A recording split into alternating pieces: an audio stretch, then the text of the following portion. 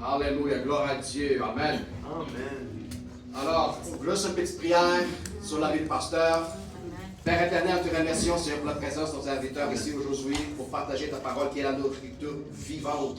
Que Dieu puisse prêcher la parole avec, Seigneur, un esprit de feu et qu'il puisse marcher au-dessus de l'eau, Seigneur. Laissez l'esprit les guider, les conduire dans cette administration. Seigneur, nous te remercions, Seigneur, pour les privilèges d'y avoir, Seigneur, le ciel sur la terre à travers tes enfants, au nom précieux de le sang de Jésus-Christ. Amen.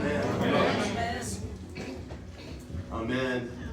On est content de me retrouver avec vous ici cet après-midi. Je vais m'habituer à dire cet après-midi pour l'occasion de toujours prêcher l'après-midi. Juste avant de commencer, je veux remercier le staff pastoral, Pasteur Balthazar, sa conjointe, de nous donner l'opportunité d'être ici aujourd'hui. Et je suis ici, oui, je vais apporter la parole, mais je suis aussi ici dans le but de vous apporter aussi une annonce particulière. Mais juste avant de rentrer dans l'annonce, j'aimerais qu'on puisse peut-être diffuser la vidéo, puis je vous reviens dans 30 secondes.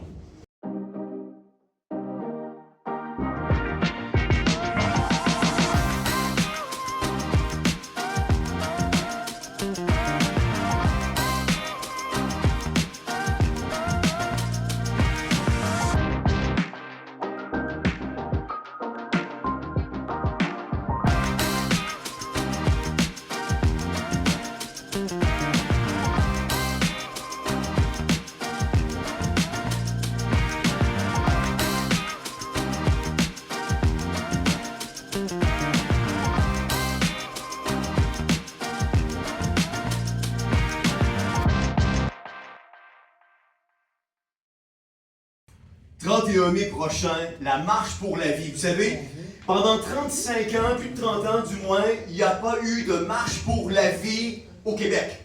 La première marche pour la vie a eu lieu l'année dernière, où plus de 1500 personnes se sont mobilisées à être présentes devant l'Assemblée nationale à la Fontaine de Tourny dans la ville de Québec. Et cette année, on a décidé de récidiver. Vous savez, l'année dernière, la contre-manifestation était aussi importante que la manifestation. Le gouvernement a tellement eu peur de cette manifestation que les ministres, que les syndicats se sont tous mobilisés afin d'être présents dans un autre lieu pour revendiquer l'avortement. Nous étions là pour revendiquer la vie. Proverbe 31, verset 8 va dire d'être une voix pour ceux et celles qui n'ont pas de voix.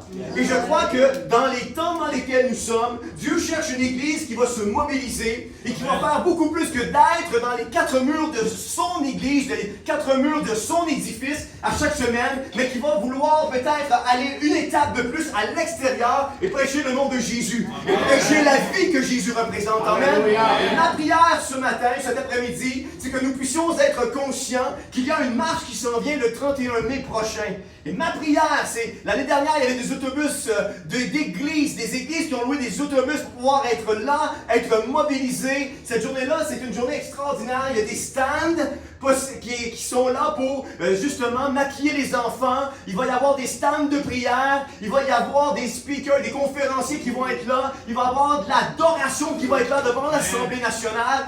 Combien ils savent que nos gouvernements ont besoin d'entendre Jésus-Christ? Amen. Et ma prière, c'est que nous puissions être mobilisés. Il y a des objets promotionnels. Il n'y a aucun sou qui va à Théovox. Nous ne faisons que la promotion. Campagne Québec Vie, qui est une organisation pro-vie au Québec, sont ceux qui sont derrière la marche pour la vie. Ils ont désiré s'associer avec Théovox pour avoir un plus grand rayonnement. Donc, au niveau marketing, au niveau rayonnement, nous sommes l'entreprise ou l'organisation qui faisons qu'il puisse y avoir une diffusion. Et ma prière, c'est que vous puissiez être sensibles à être là, venir par les ans des années être présents, donc le 31 mai prochain. Qu'est-ce que le 31 mai prochain? Ça se fait où? À Québec. À 11h devant le Parlement. Combien sont sensibilisés? Combien pensent être là? Amen? Je veux vous sensibiliser aussi pour une autre annonce. Et mon autre annonce, c'est le 7 juin, une semaine après, à Montréal, on organise une conférence qui s'appelle « Dire entre les lignes ». Vous savez, pourquoi on appelle ça « dire entre les lignes » quand le patois, l'expression est « lire entre les lignes », c'est parce que très très peu de gens aujourd'hui lisent. Et on a besoin aujourd'hui d'avoir des gens qui sont capables de dire ce qui se passe entre les lignes. Amen? Et il se passe aujourd'hui dans notre société des changements de loi qui affectent l'Église du Seigneur Jésus-Christ et qui affectent les croyants et qui affectent notre liberté d'expression et notre liberté de religion. Vous savez, le travail du pasteur est souvent de prêcher la parole de Dieu, mais pas votre pasteur, parce que le pasteur est branché sur l'actualité, mais très peu de pasteurs, aujourd'hui c'est une réalité, sont branchés sur l'actualité. Et si on continue à faire l'Église de la façon dont on l'a fait aujourd'hui, sans connaître les changements de loi, il y a des risques que nos pasteurs se retrouvent dans des prisons. Et la journée du 7 juin, c'est une journée complète où il va y avoir 5 conférences sur des sujets d'actualité. Il va y avoir un avocat qui va nous exposer tous les changements de loi depuis le COVID qui nous affectent dans notre liberté de religion, dans notre liberté d'expression. Il va y avoir, moi, qui va parler sur la fenêtre d'Overton, comment que depuis l'enchâssement de la Charte canadienne des droits et libertés dans la Constitution canadienne, comment que le Canada est allé de mal en pis. Il va y avoir un enseignement ou une exposition sur l'horreur du cours d'éducation à la sexualité qui affecte nos jeunes aujourd'hui dans nos écoles. Il va y avoir un pasteur que nous faisons venir de la France qui a un doctorat en ingénierie qui a été utilisé dans le milieu séculier à influencer sa génération, qui va venir nous prêcher sur chercheurs de vérité dans un monde de mensonges. Il va y avoir Richard Descaries, qui est un de nos politiciens politiques à l'émission Théovox Actualité, qui va être là pour nous parler de ce qui s'en vient en termes de politique. Un homme qui a 35 ans de vie, un chrétien qui a 35 ans de vie dans le milieu politique, qui a fait rentrer Stephen Harper au pouvoir, Jacques Parizeau, Daniel Johnson-Fils, et il a laissé un legs, une contribution comme organisateur de campagne électorale. Il va être là pour nous exposer. Cette conférence-là ne sera pas malheureusement enregistrée dans le but de protéger les professionnels qui vont être là. Vous comprendrez que des avocats qui, si c'était enregistré puis ça allait au barreau, perdent leur emploi. Donc, c'est 40 $, c'est 8 $ la conférence. C'est 40 $ pour la journée. On essaie de tenir les coûts très, très, très modestes. Ça dure de 10h à 17h. 40 $ pour la journée. Ça se fait à Montréal, au coin de Lacordaire et Couture, à Good News Chapel, dans le salon de Good News Chapel. Il y a 200 à 300 espaces de stationnement, donc le stationnement n'est pas une excuse et les transports en commun sont à proximité. Donc, marquez ça dans votre agenda. Je pense que ces conférences-là nous touchent chacun d'entre nous et on doit être au courant de ce qui se passe aujourd'hui dans notre monde. Amen? Amen. Ce matin, je vais m'habituer. Cet après-midi, le message que j'ai à vous prêcher, c'est un message qui est en corrélation avec les annonces que je viens de faire. Le titre de mon message aujourd'hui, c'est une voix contraire et solitaire. Combien croient aujourd'hui que nous avons besoin d'entendre et de voir une voix contraire et solitaire se manifester? Amen? Amen. Nous ne sommes plus dans les jours de la fin. Nous sommes maintenant rendus dans les heures de la fin. C'est plus vrai de dire que nous sommes dans les jours de la fin avant que le Seigneur Jésus-Christ revienne. Nous sommes et nous vivons présentement les dernières heures avant le retour du Seigneur Jésus-Christ. Amen. Il y a des choses qui prennent place à travers notre Canada et je vais vous énumérer quelques statistiques qui sont frappantes. Je suis un prédicateur de la parole de Dieu, je suis un ministre ordonné du culte, je suis un journaliste également, et souvent j'aime combiner l'actualité avec la parole de Dieu. Et cet après-midi, c'est ce que je veux faire avec vous. Donc soyez patients avec moi, nous allons passer à travers quelques statistiques afin de vous sensibiliser à ce qui se passe aujourd'hui dans notre Canada et vous inciter à vous lever à être présent dans ces 2 prochains événements qui s'en viennent à grands pas. Au Canada, il y a près de 100 000 avortements qui s'opèrent à chaque année. 100 000 avortements qui sont faits à chaque année. Le Québec est au 2e rang du palmarès avec près de 22 000 avortements qui se fait à chaque année au Québec. À travers le monde, c'est 73 millions d'avortements qui s'opèrent à chaque année. Vous savez, le Canada est encore parmi les 3 à 4 pays qui n'ont toujours pas de législation autour de l'avortement. Ce qui veut dire que l'avortement est possible ici au Canada et est pratiqué jusqu'à 9 mois de grossesse et elle est pratiquée même jusqu'à ce que je vais vous donner un exemple. Le bébé Daniel, en mars 2023, la maman est en travail, s'en va à l'hôpital pour accoucher, elle décide de ne pas avoir le bébé. Donc, alors qu'elle est en chemin, et pour aller accoucher de son bébé, le campagne Québec Vie est mise au courant par un membre du personnel de l'hôpital Sacré-Cœur et fait des téléphones pour essayer de trouver un foyer d'adoption à ce bébé qui était en chemin pour voir le jour. Non. La maman a refusé le foyer d'adoption. Non. Et à 9 mois de grossesse, elle a décidé de se faire avorter. Comme étant ici ce que les médias appellent un infanticide. Il y a 0 loi qui légifère l'avortement au Canada. On est parmi les 3 à 4 pays où il y a toujours possibilité, jusqu'au 2e, 3e trimestre, d'exercer l'avortement. Dans la revue Le Point, le 11 mars 2024, revue de la Fédération des médecins spécialistes du Québec, il était question d'avancées pour eux significatives autour de l'encadrement et de la rémunération pour les avortements tardifs au Québec. Imaginez-vous, nous sommes en train d'augmenter la rémunération autour des avortements tardifs comme incitatif afin d'inciter les médecins à pratiquer l'avortement jusqu'au 3e trimestre. Linda Gibbons, une grand-maman, a fait, si on mettait toutes les sentences d'emprisonnement qu'elle a fait l'équivalent de plus de 11 ans de prison. Son crime, c'est de s'être levé contre l'avortement au Canada. Elle allait devant les cliniques abortives, elle allait prêcher le nom de Jésus, et parce qu'une loi qui a passé de ne pas être dans ce qu'ils appellent les bulles devant les cliniques abortives, elle a fait l'équivalent de 11 ans de prison. Il y a Marie Warner, qui est une jeune femme d'une 40aine d'années. Elle allait dans les cliniques d'avortement et elle donnait des roses aux mamans et elle leur parlait de l'amour de Jésus, comme quoi qu'il existe une autre solution que l'avortement. Elle a fait plus de 6 ans d'emprisonnement si on mettait toutes les sentences une à la suite de l'autre. Et son crime, c'est de s'être levé contre l'avortement. Ça, c'est le Canada d'aujourd'hui. Le manque de considération pour la vie a entraîné l'établissement d'une loi favorisant le suicide assisté. Le nombre de personnes qui ont reçu l'euthanasie ou l'aide à mourir au Canada a continué d'augmenter depuis son introduction en 2016. En 2023, l'euthanasie a continué de croître au Canada. C'est 15 343 décès par euthanasie au Canada en 2023, représentant 4,7% de tous les décès au Canada.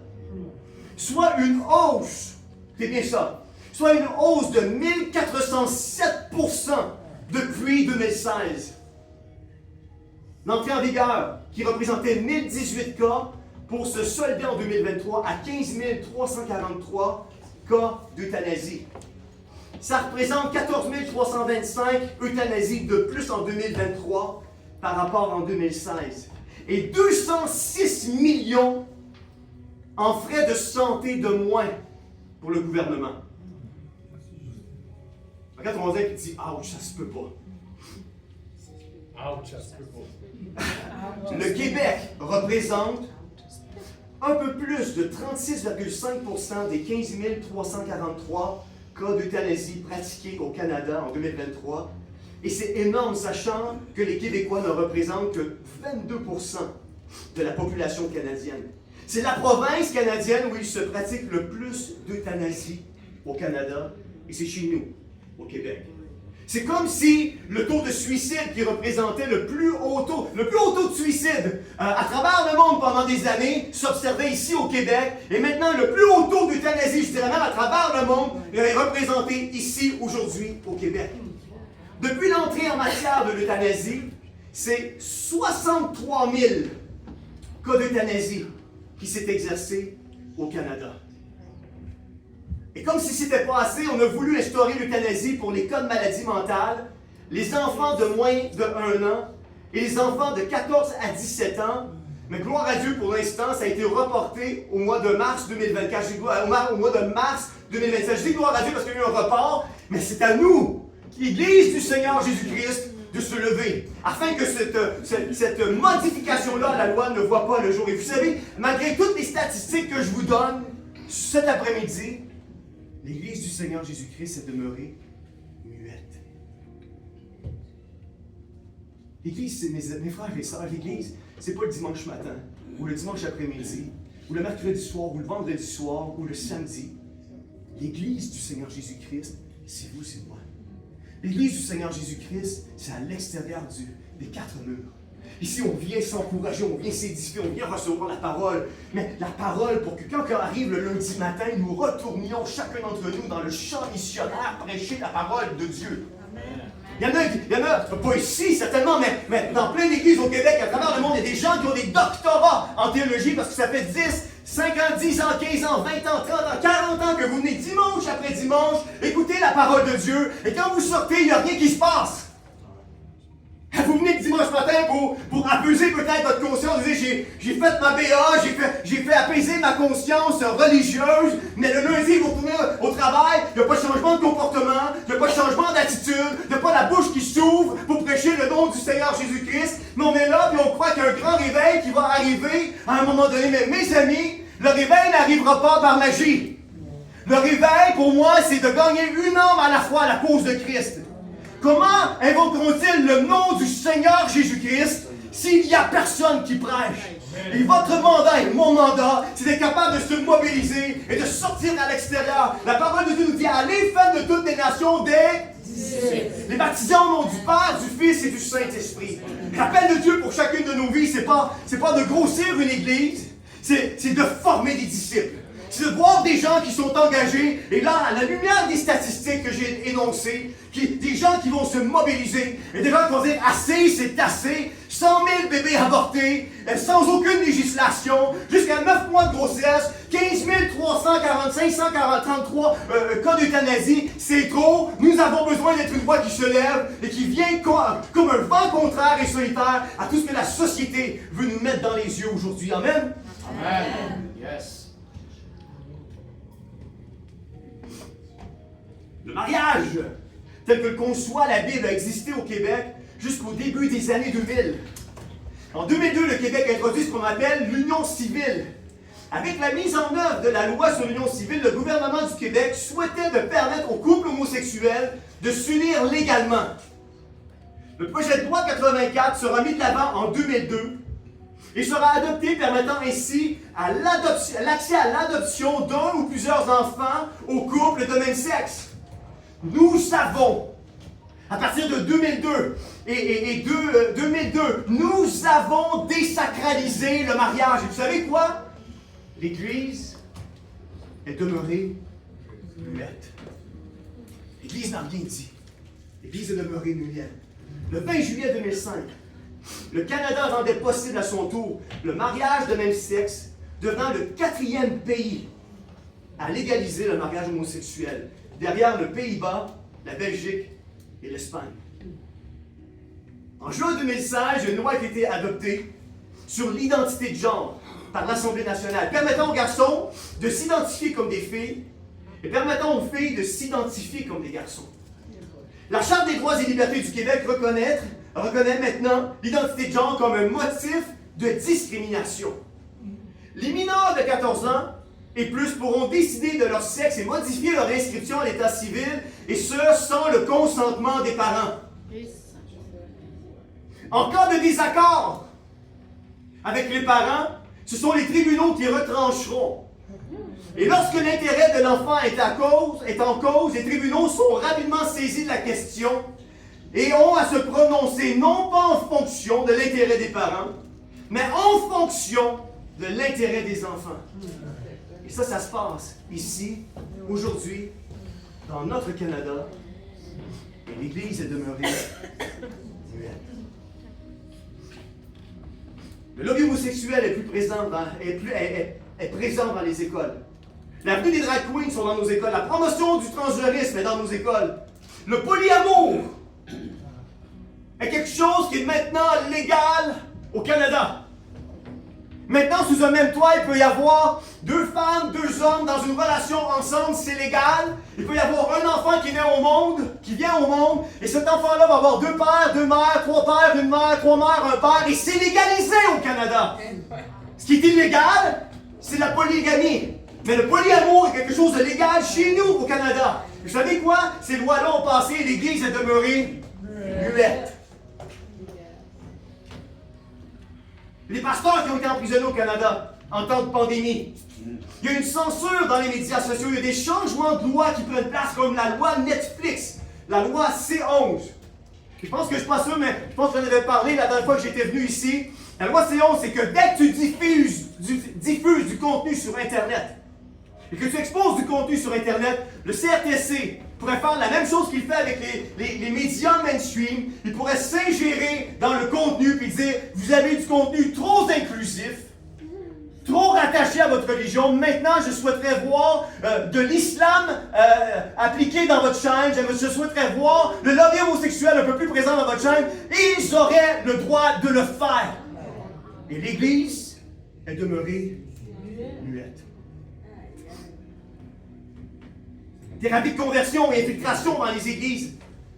Maintenant, la Bible s'est rendue... on veut en faire un livre qui fait la promotion de discours haineux. Le Bible 367, c'est le plus récent, proposé par Yves-François Legault du Bloc québécois. Projet de loi pour criminaliser la Bible au Canada. Présentement, ce projet de loi-là est en deuxième lecture. On l'a mis un peu de côté parce qu'on est en élection, mais est en deuxième lecture. Et si nous ne faisons rien, ce projet de loi va passer et va nous empêcher d'avoir cette liberté de prêcher la parole de Dieu. Et à ce jour, l'Église est demeurée muette.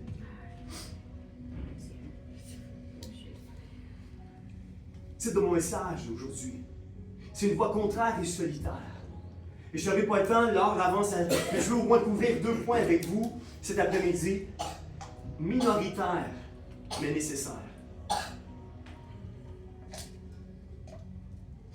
Et mon deuxième point, persécuté, mais plus que jamais engagé. Cet après-midi, je vais vous parler de l'histoire de Akab, de Josaphat et de Michée. Une histoire qu'on trouve dans le livre des 2e Chroniques au chapitre 17. Vous savez, Michée était un prophète de Dieu au temps du roi Akab. Michée fut le seul prophète à dire le contraire de ce qu'avaient dit et prédit les 400 prophètes au roi Akab. Avec posture, c'est un homme qui s'est tenu debout afin de proclamer un message, afin d'être cette voix contraire et solitaire. Un message contraire à l'ensemble des 400 prophètes qui l'avaient précédé et avaient prophétisé le succès et la victoire. Et combien sont d'accord avec moi que quand tu es le seul et unique prophète qui dit le contraire de 400 prophètes, ça prend du courage. Ça prend du courage.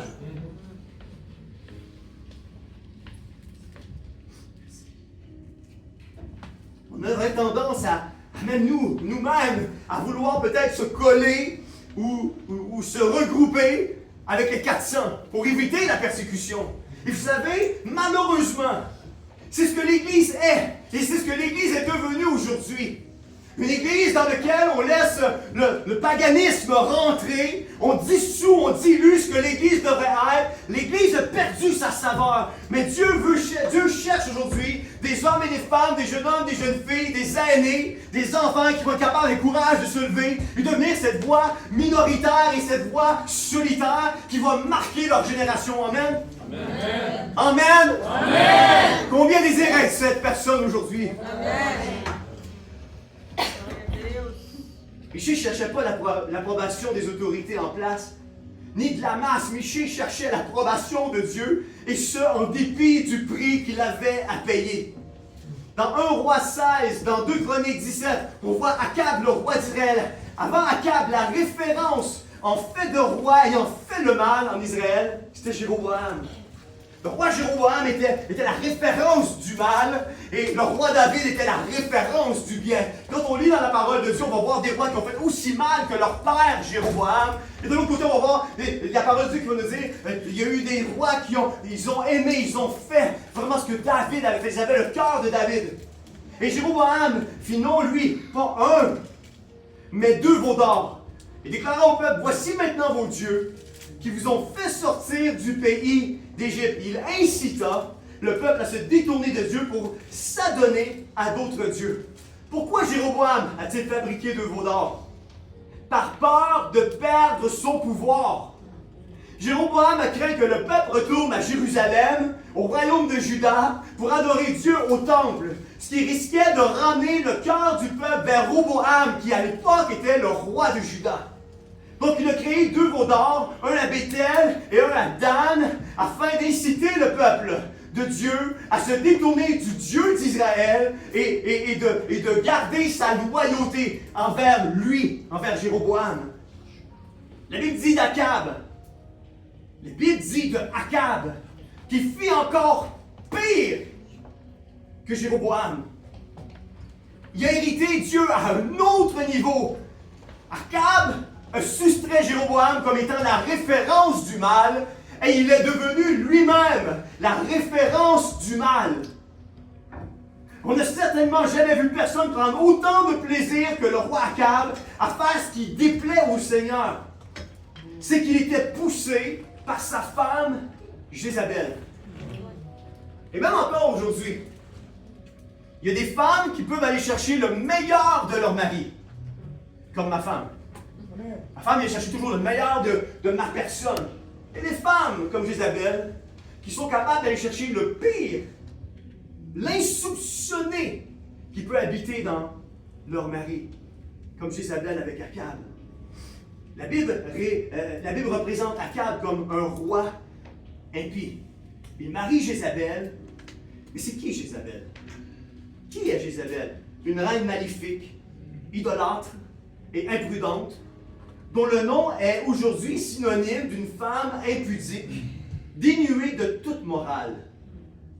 Jézabel était la féministe de son époque qui adorait le dieu païen Baal.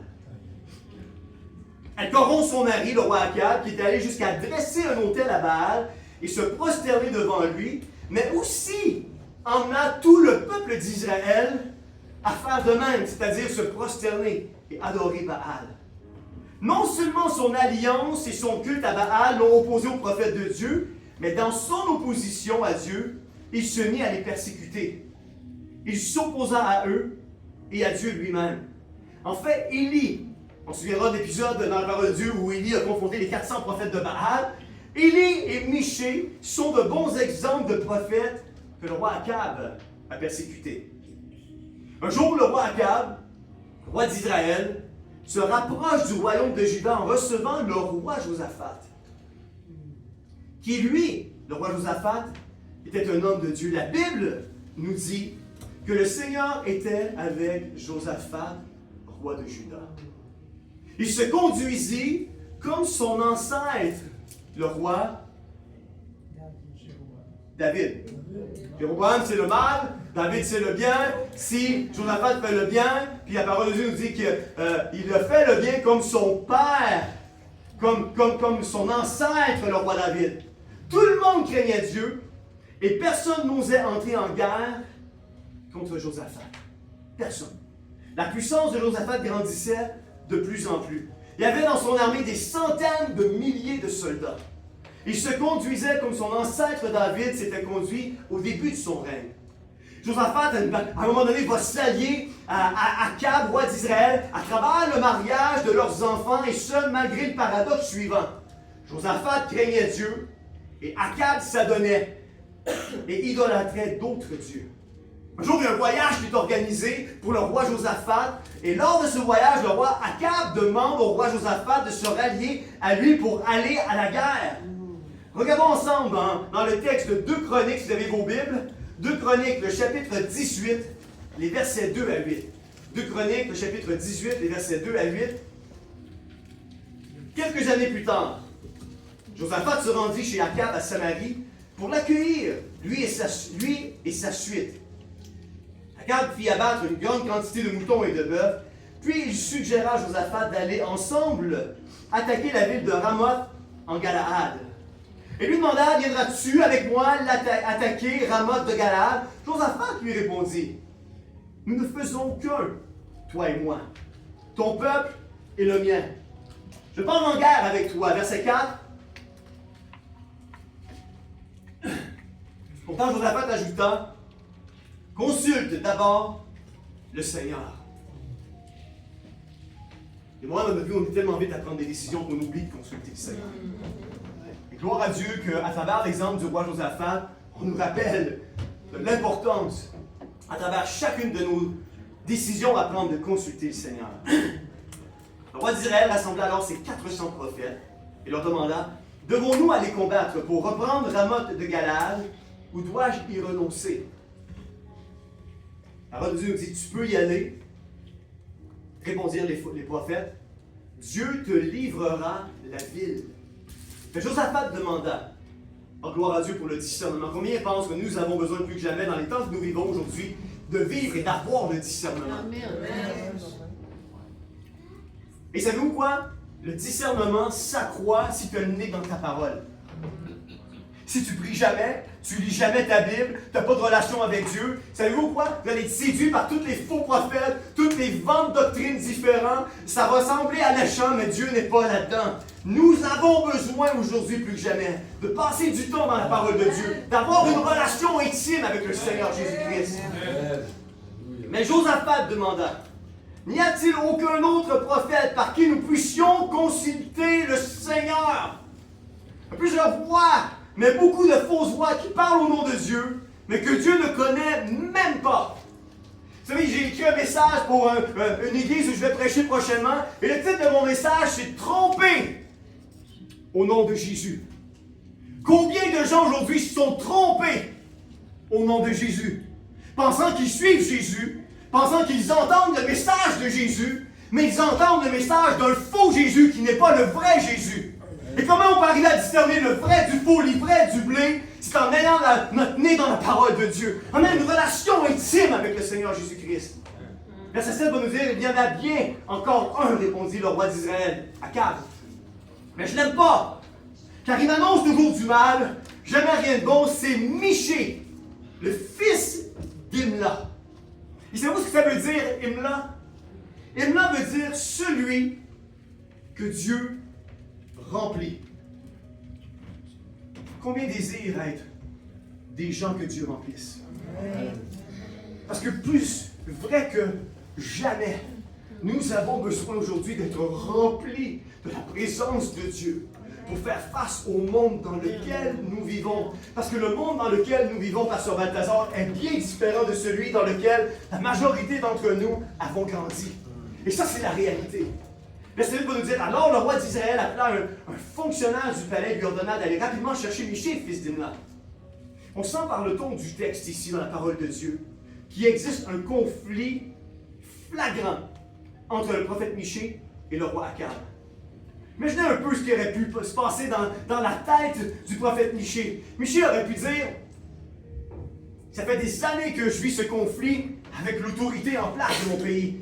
Voilà le moment où je peux diluer mon message pour me faire accepter, pour sortir du marasme dans lequel je suis, parce que j'ai été radical pour Christ. Voilà un moment que je peux saisir pour pouvoir me faire finalement aimer. Michée aurait pu en venir à diluer son message pour se faire accepter de la société dans laquelle il était à son époque. Michée aurait pu dire: voilà ma chance de changer mon destin sur la terre. Et combien des fois entre nous sommes rapides à faire des compromis et à accepter l'inacceptable dans le but de conserver peut-être un emploi ou de continuer à se faire aimer et continuer à se faire accepter. Mais Dieu cherche des voies, Dieu cherche, comme la parole de Dieu nous dit, des hommes et des femmes que Dieu remplit, des fils d'Imla qui, en dépit de la minorité, vont être cette voix solitaire qui va se lever afin de représenter le royaume de Dieu, la grandiosité de notre Seigneur Jésus-Christ. Amen.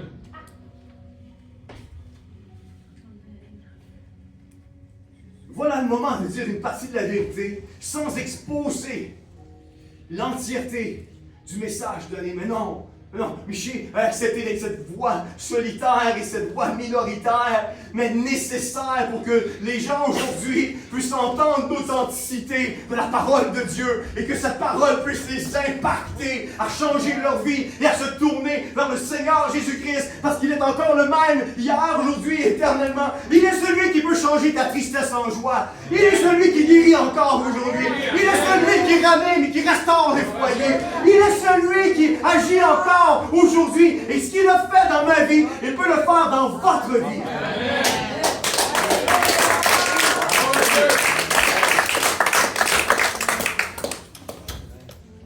Verset 12 à 27, le messager qui est allé chercher Michée lui dit, écoute, tous les prophètes sont unanimes à prédire au roi le succès. Arrange-toi donc pour parler comme eux, prédis toi aussi le succès. Mais Michée lui répondit, par le Seigneur vivant, je proclamerai ce que mon Dieu aura dit. Il vint se présenter devant le roi, qui lui posa cette question, verset 14. Michée, devons-nous aller combattre pour reprendre Ramoth de Galaad, ou dois-je y renoncer? Puis y aller, répondit Michée. Vous réussirez, le Seigneur vous livrera à la ville. Allez avec moi au verset 16. Michée va dire, au verset 16, alors Michée déclara, j'ai vu tout le peuple d'Israël dispersé sur les montagnes, comme un troupeau sans berger. Le Seigneur a dit, ils n'ont plus de chef. Que chacun retourne tranquillement chez soi. Le roi d'Israël dit à Josaphat, je l'avais bien dit, Michée m'annonce toujours du mal, jamais rien de bon. Verset 22. Eh bien, ajouta Michée, maintenant c'est fait. Le Seigneur a laissé un esprit inspiré des mensonges à tes prophètes, mais en réalité, le Seigneur a décidé de t'envoyer le malheur. Il était le seul à dire le contraire des 400 prophètes. Et il ose sous-entendre que c'est lui qui a raison. Dans notre monde d'aujourd'hui, on crucifierait la voix solitaire, on dirait les 400 ont raison. Mais c'est pas de la manière, la vérité choque. Et c'est pas de cette manière que Dieu opère. Dieu souvent lance son message par ses voix minoritaires et solitaires. Êtes-vous avec moi cet après-midi? Verset 23 nous dit, est-ce qu'il faut laver ma chemise? J'ai l'impression que je sors du bain. Aussitôt Sédéchias, fils de Kenaana, s'approcha de Michée et lui donna une gifle en disant, est-ce que l'Esprit du Seigneur est sorti de moi pour aller te parler? Verset 24, Michée répondit, oui, et tu comprendras bien, toi-même, le jour où tu iras te cacher dans le recoin le plus secret de ta maison. Alors le roi d'Israël donna l'ordre suivant à des serviteurs, saisissez Michée et confiez-le au gouverneur de la ville, Amon, et au prince Yoach. Vous leur donnerez de ma part de mettre cet individu en prison et de lui donner qu'une misérable ration de pain et d'eau, jusqu'à ce que je revienne sain et sauf de cette expédition.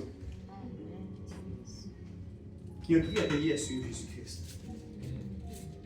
Il y a un prix à payer à suivre le Seigneur Jésus-Christ. Est-ce que tu es prêt à payer le prix? Ton évangile est-il un évangile dilué pour conserver une certaine popularité? Ton évangile, le message que tu prêches, en est un concentré, afin qu'à travers ce que tu dis, la vie des gens soit impactée.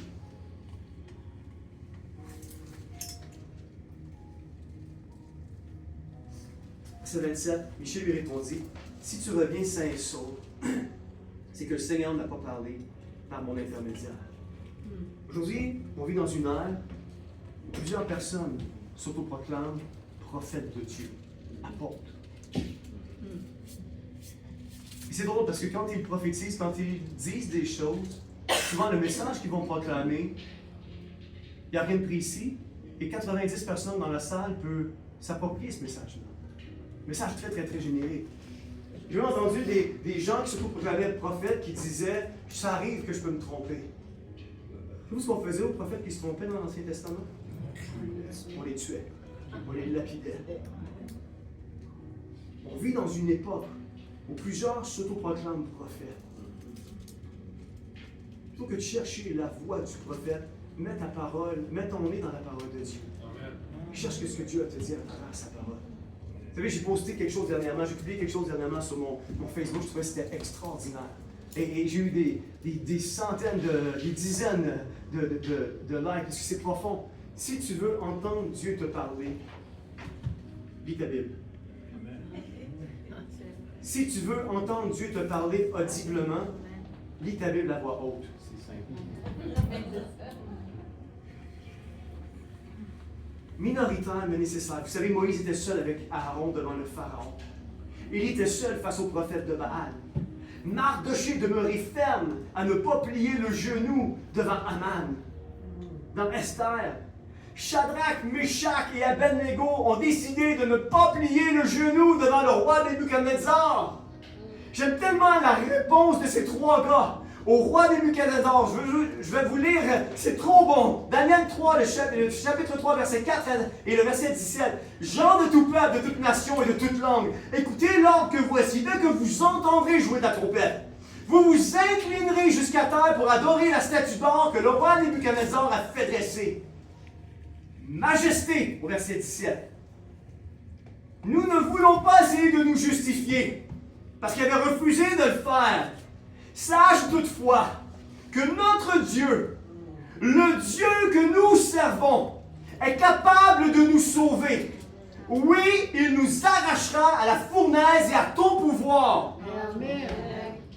Et à supposer qu'il ne le fasse pas, sache bien que nous refuserons quand même de servir tes dieux et d'adorer la statue d'or que tu as dressée.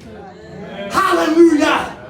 Vous savez, sans garantie, il y avait cette foi que Dieu était pour les délivrer. Mais leur foi n'était pas nécessairement dans la délivrance, c'était dans le Dieu de la délivrance. Et ils sont même allés jusqu'à dire que si Dieu ne nous délivre pas, si ça nous coûte la vie, sache que nous ne courberons pas devant ta statue quand même. Et c'est ce genre de chrétien que Dieu recherche aujourd'hui dans nos églises. Une foi contraire et solitaire, minoritaire mais nécessaire. Alléluia. Daniel refuse de cesser de louer Dieu, son Dieu, devant le décret du roi Darius. C'est extraordinaire ce passage-là. Il y a un décret qui est passé à cause des divinités, mais les devins de l'époque. Parce que Daniel ouvrait toujours les partantes de ses fenêtres et louait son Dieu en direction de Jérusalem. Parce qu'il s'accrochait à la promesse que même quand tu vas être en captivité, si tu regardes vers Jérusalem et si tu pries, je vais te délivrer et te ramener dans ton pays. Daniel savait la promesse de Dieu. Et malgré le décret qui est passé, qu'est-ce que Daniel fait? Daniel continue à ouvrir les fenêtres de sa chambre, se mettre à genoux en direction de Jérusalem et dit, Seigneur, même s'il y a un décret, même si ça coûte ma vie, je vais continuer à te prier parce que tu m'as fait des promesses et je crois en tes promesses qui sont oui et amen. Amen. Une voix minoritaire, une voix contraire, et une voix solitaire, mais une voix qui plaît au cœur de Dieu. Amen.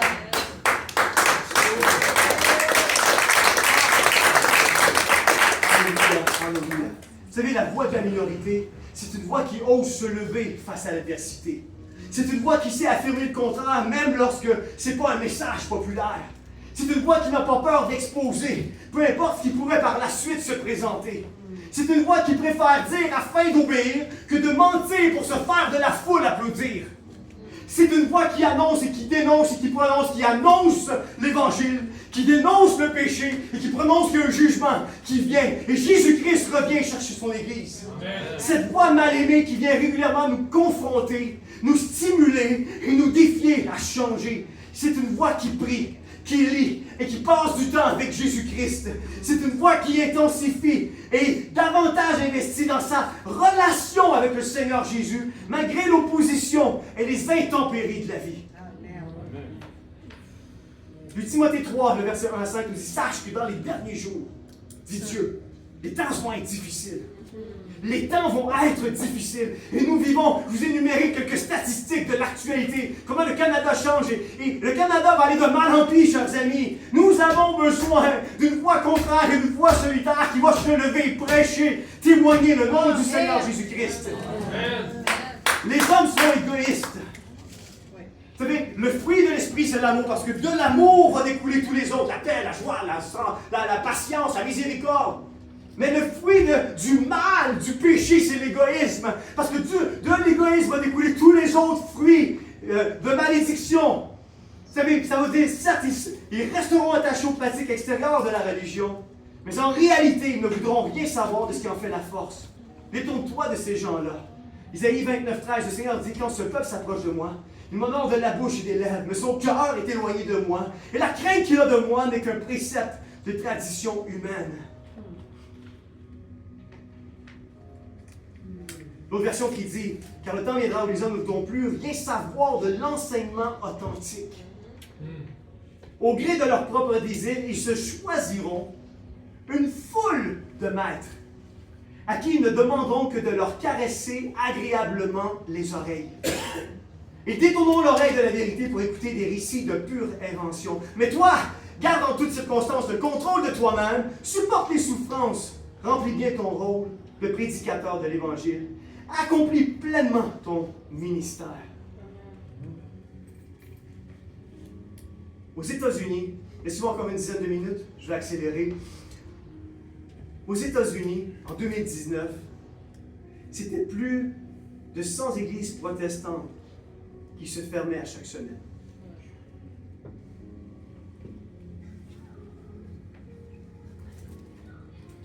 Au Québec, on a vécu une croissance, je vous l'assure. Le milieu évangélique au Québec a connu une croissance. Mais une réalité, il y a des églises qui se ferment à un rythme effréné. Il y a moins de 5% des chrétiens qui lisent leur Bible par jour au Canada. Il y a 14% des chrétiens qui disent lire la Bible une fois par mois au Canada. Ça se demande pourquoi l'Église est si réduite. Il y a un chrétien sur 5 qui dit prier à chaque jour. Et dans le sondage, un chrétien sur 5 qui dit prier à chaque jour, ça comprend la prière avant de manger.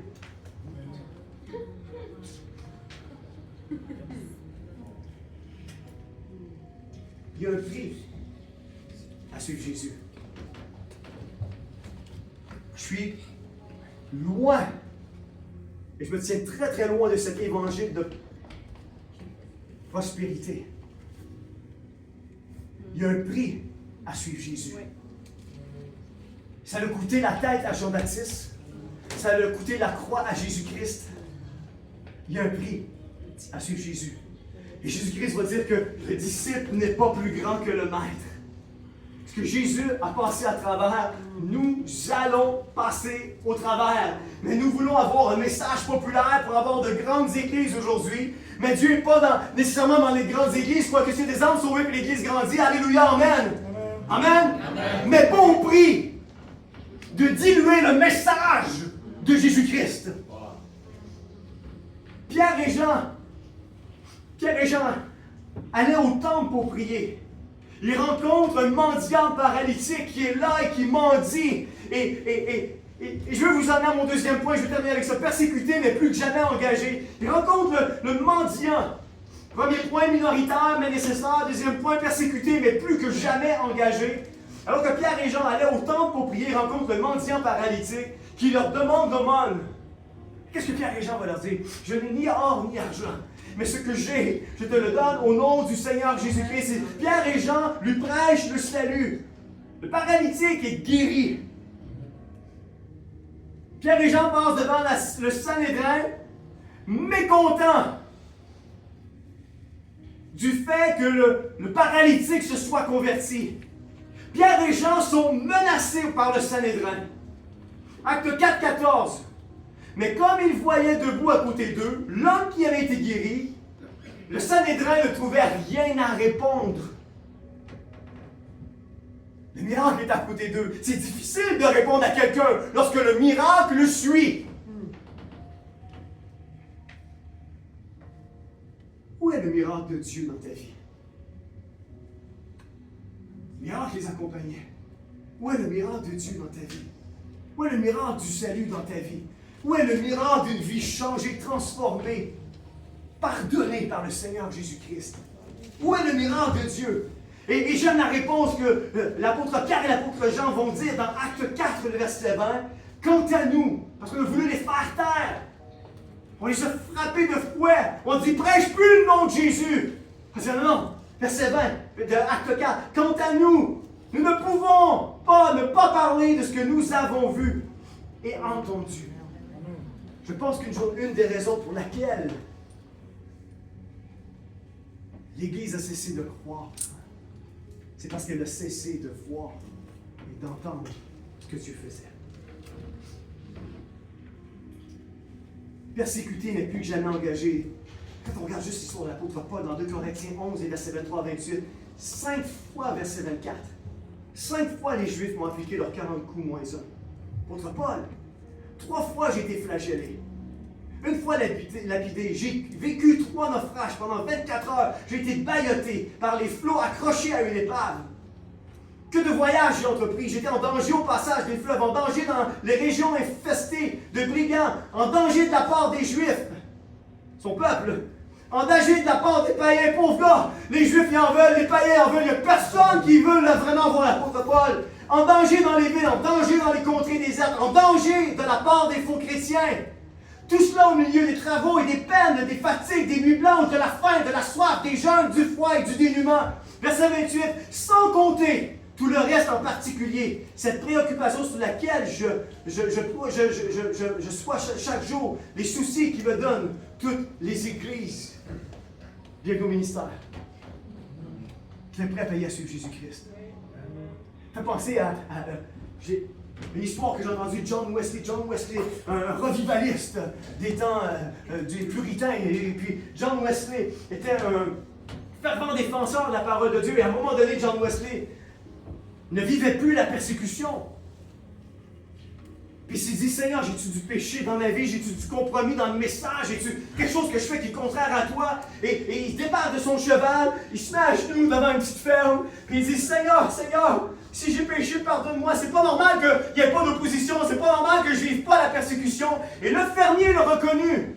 Il a reconnu que c'était John Wesley. Et il est arrivé vers lui, puis il lui a lancé une brique par la tête. Et John Wesley a dit, Seigneur, merci d'avoir répondu à la prière. Il a repris son cheval et a continué son chemin. Si tu vis jamais la persécution, si tu vis jamais l'opposition, remets en question ta vie chrétienne. Il y a peut-être du compromis dans ta vie qui fait en sorte que tu ne vis pas de l'opposition. Parce qu'un chrétien engagé qui diffuse la totalité du message de Jésus-Christ va rencontrer de l'opposition, va vivre des choses exaltantes au milieu de la tribulation. Pierre a été crucifié la tête en bas. André fut crucifié sur une croix en X. Jacques, fils des Zébédée, était décapité à Jérusalem. Jean était martyrisé par ébullition dans un bain d'huile lors d'une vague de persécution à Rome. Il en réchappa miraculeusement. Philippe fut lapidé, puis crucifié par la suite. Crucifié la tête en bas et achevé de coups de pierre. Barthélemy fut martyrisé par flagellation. Thomas fut transpercé par une lance. Matthieu fut martyrisé et tué par l'épée. Jacques, fils d'Alphée, fut jeté du haut du patrimoine sud-est du temple d'une hauteur de 30 mètres quand il a refusé de renier sa foi au Christ. Jude Thaddée fut martyrisé en Perse. Simon le Zélote a souffert le martyre découpé à la scie comme le prophète Isaïe. Nous sommes devenus conformes et nous présentons un évangile conforme, alors que Dieu nous appelle à être une voix solitaire et minoritaire. Vous savez, l'apostasie est entrée dans l'Église à cause d'un manque de prise de position face à notre foi sur ces débats sociétaux. Parce qu'on a cru un mensonge, on a cru le mensonge que l'Église n'était pas appelée à faire de la politique. Et savez-vous quoi? C'est vrai jusqu'à un certain point.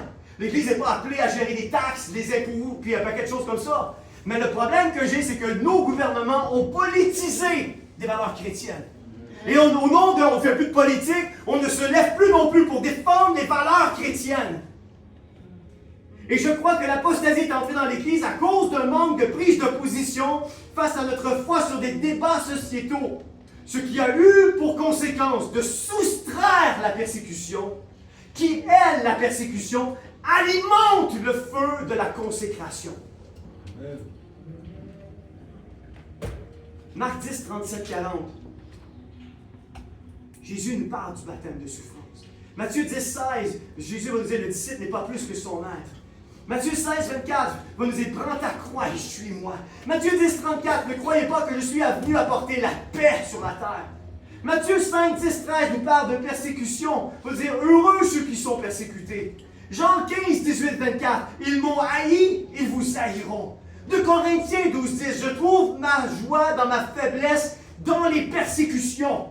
Romains 8, 35, qui me séparera de l'amour de Christ? Les persécutions, on a un chant célèbre qu'on chantait dans nos églises jadis quand j'étais gamin. Non, rien ne me séparera de l'amour de Jésus, ni la mort, ni la vie, ni les persécutions, ni les dominations, ni les choses présentes, ni les choses à venir, ni toutes les puissances. Non, rien ne me séparera de Jésus. Marc 10, verset 21 à 31 va nous parler de l'histoire du jeune homme riche. Vous savez, ce que Dieu demande au jeune homme riche, c'est la même chose qu'il a demandé à ses 12 disciples. Il est en train de l'appeler, il est en train de lui dire, vends tout et suis-moi. C'est le même appel que Jésus. Et puis on va voir que cet appel-là, Jésus le fait aux 12 et au jeune homme riche. Le jeune homme riche a dit non. Puis il est parti. Puis qu'est-ce que Jésus va dire? C'est pourquoi celui qui quitte son père et sa mère, je vais lui donner tout au centuple, accompagné de persécution. On ne peut pas s'en sortir. Apocalypse 2.10 va dire, n'aie pas peur de ceux qui peuvent te jeter en prison. 1 Jean 3.13, le monde a de la haine pour vous. Luc 6.22, réjouissez-vous lorsqu'on vous persécute. Et 4 versets plus tard, Jésus va nous dire par l'écriture de Luc, malheur, lorsque tous les hommes diront du bien de vous, car c'est ainsi qu'agissait leur Père à l'égard des faux prophètes. Nous vivons dans une ère où on veut que les gens disent du bien de nous, et à travers le message de Jésus, on veut que les gens puissent nous encenser et dire du bien de nous, alors que le Seigneur il dit malheur à vous si on dit du bien de vous. Mais heureux, réjouissez-vous lorsqu'on vous persécute. De Timothée 3.12. D'ailleurs, tous ceux qui veulent mener une vie fidèle à Dieu, dans l'union avec Jésus-Christ, seront persécutés. Notre différenciation d'avec le monde amène dans nos vies la persécution du monde. Notre séparation d'avec le monde apporte une illumination, une révélation, une lumière dans le monde.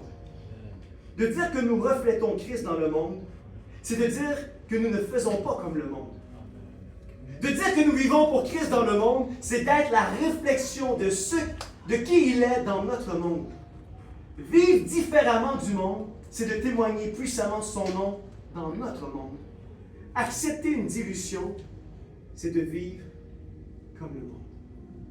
Ma prière ce soir, c'est que oui, la persécution est imminente pour celui et celle qui suit le Seigneur Jésus-Christ. Et je pense que trop souvent, nous prêchons la face A de la croix. Que Dieu nous change, nous transforme, nous pardonne, nous bénit, etc., etc. Mais on néglige la face B de la croix, qui fait partie du message du salut. Et nous avons besoin d'entendre, oui, tout ce que Dieu peut faire pour nous, mais nous avons besoin de comprendre le prix que nous avons à payer avant de s'engager dans l'armée du Seigneur Jésus-Christ. Parce que trop de personnes qui ont donné leur vie au Seigneur seulement sous le message de la face A de la croix, et qui pensent qu'ils sont sauvés, mais dans leur vie, il n'y a aucune ligne distinctrice qu'on peut voir du avant ou du après leur conversion.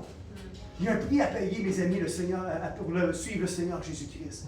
Et moi, ce soir, je veux vous sensibiliser au prix à payer. Parce que le mandat que Dieu nous a donné, l'a donné à Théodore, l'a donné à vos pasteurs, l'a donné à l'Église du Seigneur Jésus-Christ, c'est de prêcher sans dilution de la parole de Dieu, de former des disciples,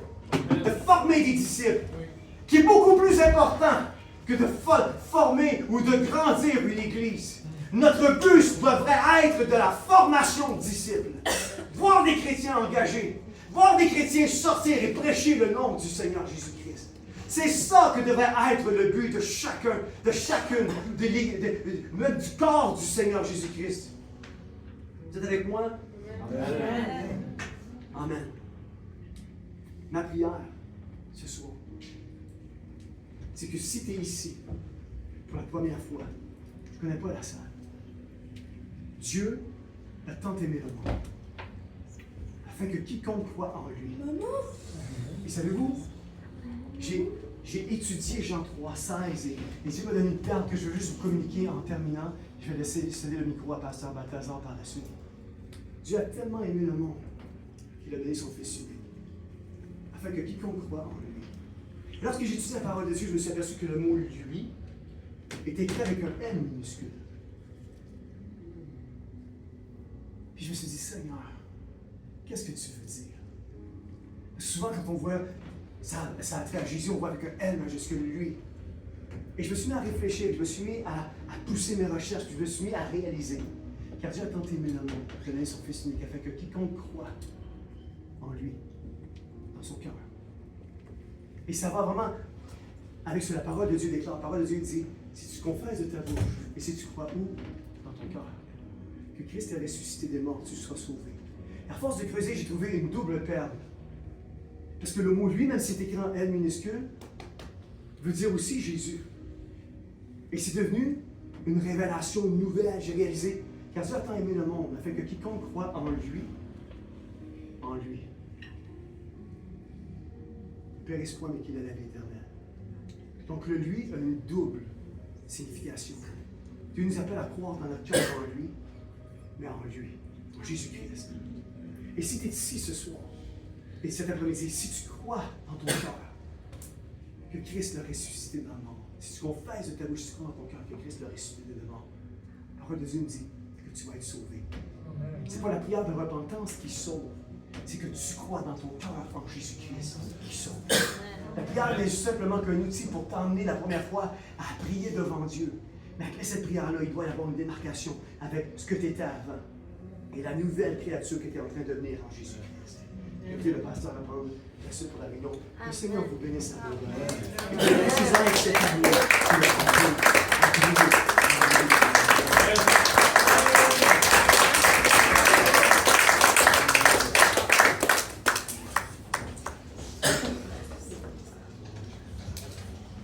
Gloire à Dieu. Amen. C'était quoi les titres de message aujourd'hui? contraire et solidaire. Une voix contraire et solidaire. Pasteur, j'ai besoin de prières. Peut-être qu'il n'a pas besoin de prières. Peut-être qu'on a besoin de lever notre voix. Puis parler la vérité, comme le pasteur dit, parmi une société qui est en train de décaler de plus en plus. Que notre voix, c'est comme des trompettes. En milieu de société qui est complètement perdue et aveugle. Alors je pense qu'on devrait prendre plutôt une décision à lui de regarder à soi-même. On demande toujours moi, prie sur moi, fais sur moi. Non, non. Commencez à regarder l'autre. Aimer son prochain comme soi-même. À partir du moment que tu regardes le prochain, c'est là que les actions des dieux commencent à se produire dans ta vie. C'est ça l'importance. Amen. Gloire à Dieu. Que Dieu soit loué. La prédication, ça va rester enregistrée. Je vous invite et je vous encourage à réécouter la parole des dieux dans les réseaux sociaux. Tout le monde ici a accès à Internet. Je parle avec vous autres.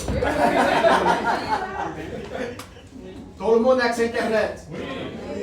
Alors, si vous avez accès à Internet, ou soit vous avez une compte Facebook, ou soit un compte Instagram. Connaissez-vous la parole de Dieu? Combien d'entre nous parlent de la parole de Dieu sur nos réseaux sociaux? Combien?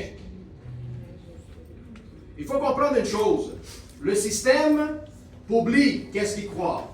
Il y a combien de chrétiens qui publient qu'est-ce qu'ils croient? Est-ce que nous sommes seulement en train de regarder et glisser les doigts, ou est-ce que nous sommes en train d'exposer le mensonge à travers la vérité de la parole de Dieu? Si chaque chrétien sur la terre commençait à proclamer la parole et exposer le mensonge, je vous dis, il y a beaucoup plus de monde qui va se réveiller. Alors arrêtons de penser seulement de mes besoins. Regardons les besoins du royaume de Dieu. Il y a beaucoup de vies qui ont besoin de se réveiller. Amen. Gloire à